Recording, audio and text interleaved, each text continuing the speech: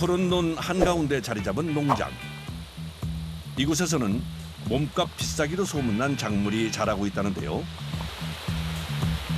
적절한 온도와 습도를 맞춰야 하는 까다로운 녀석이랍니다. 상황버섯. 버섯이 나와가지고 지금 한 3개월 정도 됐어요. 그럼 여기 지금 하우스가 많은데 몇 동 정도 되는 거예요? 총 21동.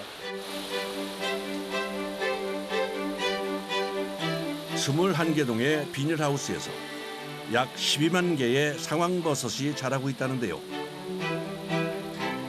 종균을 배양한 후 3, 4개월가량 키워 여름과 가을 사이 수확을 한답니다. 상황버섯은 이제 물로 끓여서 차처럼 드시면 되는데 일반인들이 면역 챙기는 차원에서 많이 먹고 있고 그래서 그때 아마 코로나 시기에도 사람들이 주문을 많이 해서 먹었던 것 같습니다. 약용버섯으로 분류되는 상황버섯은 일교차가 심해지는 가을철 찾는 이들이 많아지는데요. 엄마 이거 버섯물 한잔 먹고 하세요. 진하게 우려낸 상황버섯차. 맛이 어떨까요? 아침에 먹으니까 기분이 상쾌하고 좋네.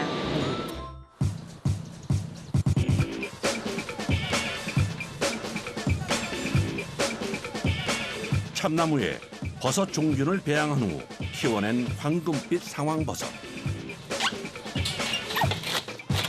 나무에 붙어 자라는 특성 때문에 작두나 끌 같은 도구를 이용해 수확한답니다. 나무랑 버섯이랑 이렇게 붙어 있는 부분에다가 이 작두날을 넣어가지고 이렇게 눌러주면 돼요. 나무 하나에 평균적으로 한 3kg 정도가 되는데요. 잘 따는 사람 기준으로 했을 때는 한 3,000모씩, 3,000개씩 이렇게 꺼내서 자르고 또 위에 걸고 이렇게 해가지고. 그럼 며칠 정도 수확해야 돼요? 목표는 일주일 정도인데 예, 그 안에 끝났으면 좋겠습니다. 비닐하우스 한 동에서 재배하는 상황버섯은 약 5천여 개. 일일이 버섯을 자르는 작업이다 보니 손이 많이 가는데요. 참 좋다. 공평하고. 황금빛깔을 자랑하는 상황버섯. 통통하게 잘 익은 빵 같은 모습이네요. 이렇게 커야 되는데 이쁩니다.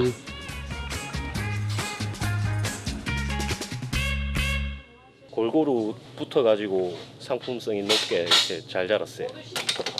올해는 착하기 좋아서 기분이 좋습니다.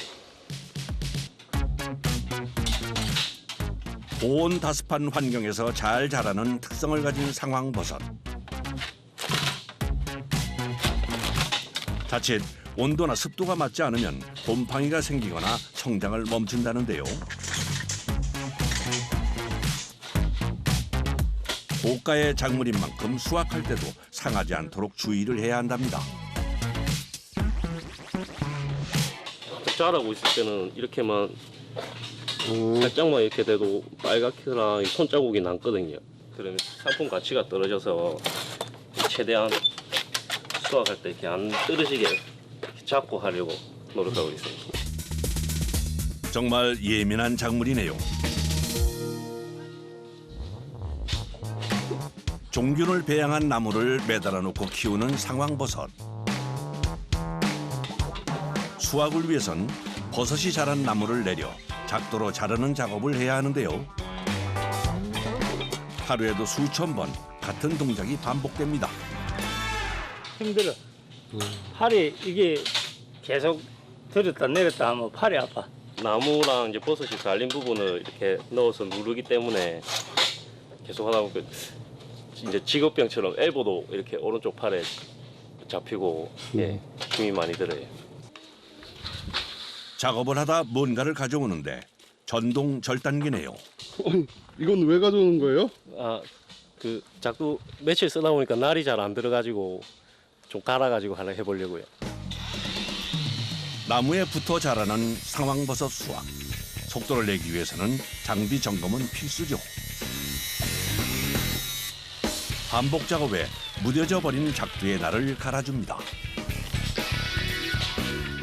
다시 작업이 시작되는데요. 확실히 전보다 더 잘 잘리는 것 같네요. 작두날 갈고 자르니까 어때요? 헐 낫지. 훨씬 낫습니다. 힘들어하는 게 좀 덜해요? 예. 하루 수확 목표는 비닐하우스 1개동 약 5천여 개. 보통 6명이 작업하지만 인력을 구하기 힘들어 4명이 작업을 하고 있답니다. 인력 구하기가 너무 힘드니까 그런 부분도 어려움이 있고 수확 시기가 한여름이다 보니까 그게 가장 힘든 것 같아요. 단순해 보이지만 반복되는 작업이 고되다 보니 일을 하겠다고 나서는 사람이 없답니다. 거기다 덥고 습해 금세 온몸은 땀 범벅이 된다는군요. 안에 이제 습이 많고 하다 보니까 한여름에 이제 들어오자마자 옛날에 친구들이랑 같이 할 때는 팬티 하나 입고 다 같이 옷 다 벗고 팬티 하나 입고 들어갔었거든요. 계절은 선선한 가을로 접어들고 있지만 비닐하우스 안은 한여름 더위가 무색할 만큼 온도가 높은데요. 아 시원하다. 그렇지 나도 일이 쉬웠는데. 천국이 왔다 갔다 해. 바깥에는 천국, 안에는 지옥. 아이고 덥다. 좋은 상황버섯으로 키우기 위해서는 온도와 습도, 채광까지 신경 써야 할 것이 한두 개가 아닌데요. 노력과 정성을 들여야 비로소 황금빛 버섯을 수확할 수 있답니다. 안에 있다 이렇게 밖에 나오면 어떠세요? 아 시원합니다. 땀이 바로 마르는 느낌이네요.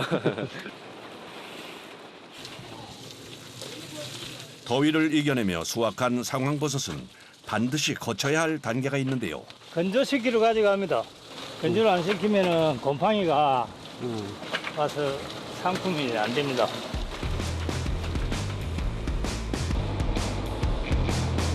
장기간 보관을 위해서는 수분이 남지 않도록 잘 건조시키는 것이 중요하답니다.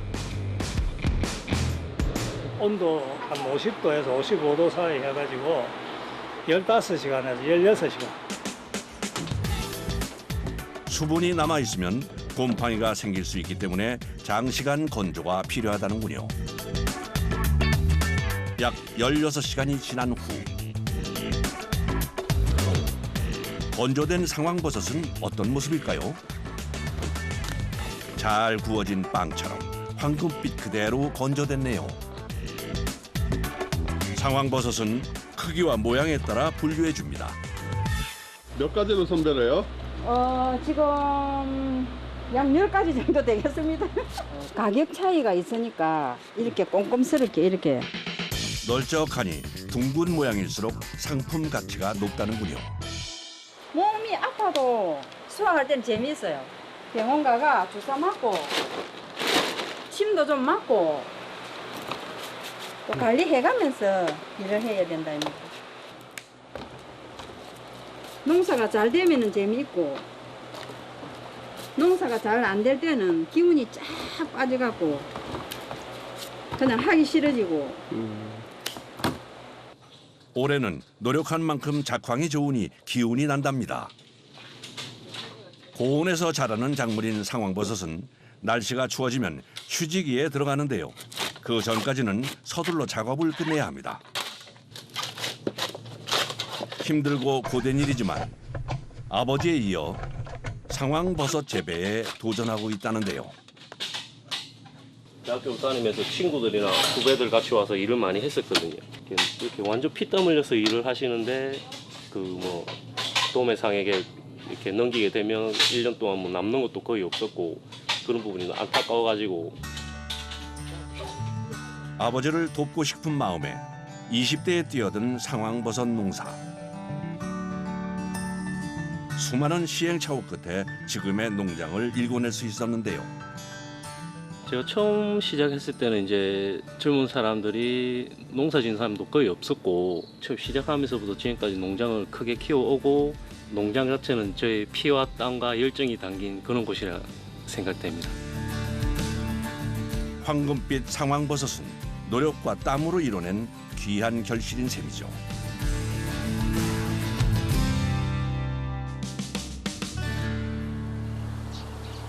다음 날 이른 아침 수확 후 건조를 끝낸 상황버섯은 하나하나 일일이 솔로 문질러 손질하는 과정을 거쳐야 하는데요. 모르는 사람들은 곰팡이라고 이야기할 수가 있어서 이렇게 소를 가지고 제가 제거를 합니다. 아, 또 하얀 거요? 예. 크기와 모양에 따라 선별한 후 버섯 주변에 남아있는 균사나 이물질을 제거해 주는 건데요. 손질을 끝내고 나면 일정한 무게에 맞춰 포장을 한답니다. 아침에 4시 반부터 한 게 이거밖에 못 됐어요. 하루에 한 5, 60개 정도 합니다. 박스로. 많이 못하네요. 못합니다. 많이 못합니다. 이렇게 하나하나 싹 다 수작업을 해야 되니까 많이 할 수가 없어요. 모든 공정이 사람의 손을 거쳐야 하다 보니 하루 출고할 수 있는 양도 제한돼 있는데요. 크기와 모양이 제각각인 상황버섯을 일정한 무게로 맞추는 일도 수월하지 않습니다. 이게 가벼우니까 무게가 많이 안 나가거든요. 네. 그쪽으로 정확하게 달리면은 여러분 버섯을 들었다 놨다 자꾸 해야 돼요. 하나의 상품이 나오기까지 수십 번, 수백 번 반복되는 작업. 하지만 무엇 하나 소홀히 할 수 없다는군요. 정성껏 키우고 땀 흘려 수확한 황금빛 상황버섯. 힘든 과정이 있었기에 더 보람을 느끼는 거겠죠. 여름에 굉장히 힘들게 일을 해가지고 이렇게 예쁜 버섯이 나와서 포장하면은 굉장히 흐뭇하고 좋습니다.